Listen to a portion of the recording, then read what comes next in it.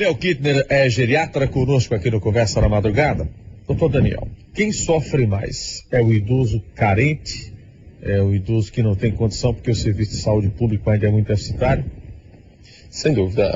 O idoso... Quem tem dinheiro não sofre lugar nenhum, né? Uma coisa que tem sido percebida, interessante, é que com esses programas assistenciais, com aumento de valor de aposentadoria, as famílias carentes, elas começam também a olhar um pouco mais para o seu idoso, porque ele termina sendo fonte de renda para a manutenção daquela família. Então ele tem um salário e meio, né, e às vezes ele convive com filhos e eventualmente até com netos dentro da mesma família, dentro do mesmo núcleo. Ele cria, ele é que é o grande gestor econômico da família, porque o filho está desempregado, porque o neto nunca trabalhou. Enfim, isso termina fazendo com que aquelas pessoas olhem um pouco mais para aquele idoso na tentativa de mantê-lo o máximo que eles puderem com saúde, porque ele é a fonte de renda daquela família. Então isso a gente começa a perceber, principalmente na população de mais baixa renda. Não que não aconteça na população de renda um pouco melhor, mas na baixa renda com certeza. Agora veja só, o serviço público ainda é despreparado para atender o idoso? Em linhas gerais, eu digo. Completamente. Faltam recursos humanos de maneira geral, tanto médicos preparados como profissional da área de saúde não médico, porque a gente precisa ter um corpo de enfermagem bem preparado, a gente precisa ter nutricionistas, a gente precisa ter terapeutas ocupacionais, psicólogos, né? Tudo diferenciado. A formação tem que ser específica. O idoso tem muita peculiaridade, a gente não pode generalizar. A gente conversava antes, seria não necessariamente, mas fazendo um comparativo com a criança. A gente não pode querer que o mesmo médico que atende adulto atenda uma criança achando que é um adulto pequeno. Não é. Também é cheio de diferença. Muita peculiaridade. Agora, então, isso é do extremo ao outro, né? Os dois extremos, eles têm peculiaridades. E a gente precisa saber lidar com as peculiaridades dos extremos. E o serviço de saúde ele não está preparado para isso. Olha, diabetes, se fala muito em diabetes, e é um mal geral, mal da humanidade, né? Diabetes. Para o idoso, o diabetes ele é muito mais agressivo, ele é muito mais destruidor? Não, na verdade o diabetes ele vai trazer problemas não por o indivíduo ser mais idoso, mas quanto mais tempo de doença, é uma doença crônica, quanto mais tempo de doença o indivíduo tiver, mais dano acumulado ele poderá ter. Então, se o indivíduo tem um diagnóstico aos 30, 40 anos, aos 60, 70, se ele não tiver sido adequadamente cuidado, ele já vai sofrer bastante com a doença. Se o diagnóstico for mais tardio, com 50, 60, ele vai sofrer com 80, 90. Então, não é que seja mais agressivo, mas se o idoso tem essa doença trazida do momento em que ele era um adulto jovem, ele acumulou dano e aí ele certamente vai sofrer. Volta para aquela questão que a gente está falando agora há pouco, né? Se você tem uma idade na fase adulta e depois dos 30, vamos assim dizer, você começa a se programar do ponto de vista físico. Isso. Aí você se prepara para uma... Quanto mais a gente postergar o início da doença crônica ou degenerativa, com mais qualidade de vida a gente vai ver, que é o objetivo.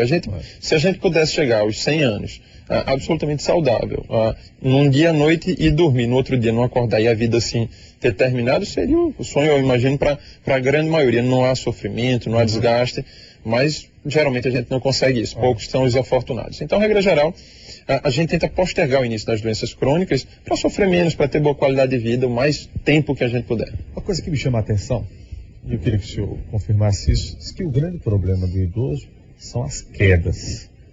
De fato, isso é muito pesado?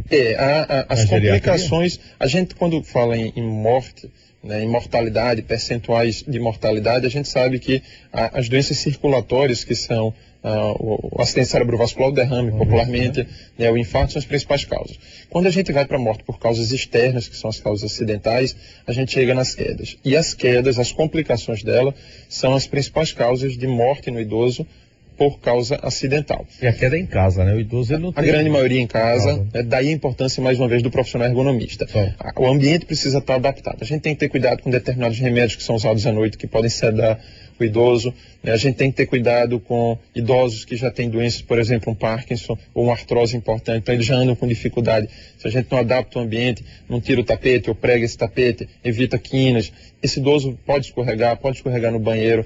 Então a gente tem fratura no quadril, a gente tem fratura na coluna, a gente tem fratura no punho, a gente tem trauma craniano, e tudo isso leva o idoso para o hospital, às vezes para uma hospitalização, que leva a complicações que leva à morte. O tempo está acabando, mas eu queria entrar no assunto com o senhor meio que polêmico. Não vai dar para a gente discutir nesse programa, certamente no outro programa, se o senhor quiser participar. Certamente. Clínica de geriatria. Isso parece que é um mal necessário ou parece que é um bem, mas que as pessoas distorcem, porque o que a gente vê de denúncia em clínica geriátrica, há necessidade da clínica, mas há necessidade de uma fiscalização maior?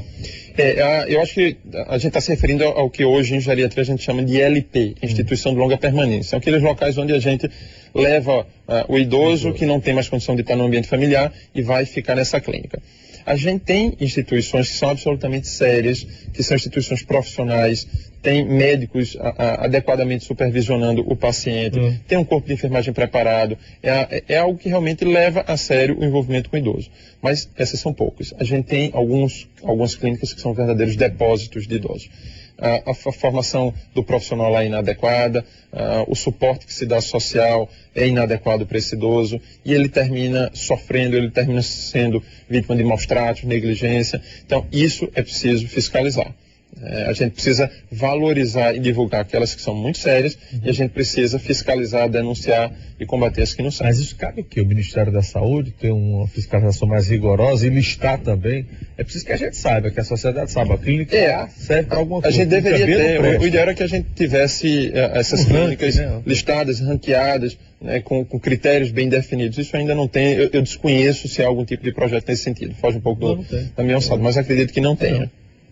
Para o idoso ninguém se preocupa muito. Né? Doutor Daniel, eu queria lhe agradecer a presença aqui nos estúdios, bom esclarecedor bate-papo, espero que o senhor venha aqui em outras oportunidades. É bom falar sobre geriatria, até porque nossa população está envelhecendo. Não adianta você ir na onda contrária, porque é o que está acontecendo. E aí a gente espera que seja um envelhecimento saudável. Né? Isso, eu agradeço a oportunidade, espero estar aqui em outras ocasiões para a gente continuar conversando. Obrigado. Doutor Daniel Kittner conosco. Muito obrigado para você que acompanhou a Conversa na Madrugada. Escreva, participe, mande o seu e-mail. E lembre-se, de segunda a sexta também na rádio CBN 90.3 com o programa CBN Total. Tchau, gente. Até o próximo programa. Tchau, tchau. Conversa na Madrugada.